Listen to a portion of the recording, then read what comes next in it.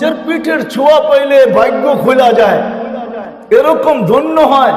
আবু তালেবকে তো নিজের হাতে কবরে নামাইছে, আর বলছে আম্মি আম্মি মা তারাক্তালি সাবিলা, চাচা আমার জন্য কোনো রাস্তা রাখলেন। বলছিলাম কলেমা পড়েন, বললেন না। বলছিলাম আমি পড়বো, আপনি শুধু ঠোঁট হেলাবেন, তাও হেলাইলেন না। চুপ থাকতেন তাইলেও মনকে বুঝাইতে পারতাম, কিন্তু সর্বশেষ একটা চিৎকার দিয়া চলে গেলেন, আলা মিল্লাতি আব্দুল মুত্তালিব।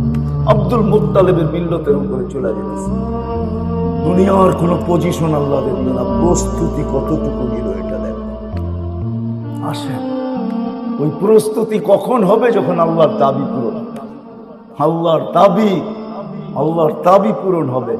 আল্লাহ মানুষের কাছে দাবি রাখেন, বেশি কিছু রাখেন, দিছেন অনেক, গণাইতে গেলে জীবন শেষ হয়ে যাবে। শুধু শুধু বলেন না, অফি আনফুসিকুম আফালা তুবসিরুন।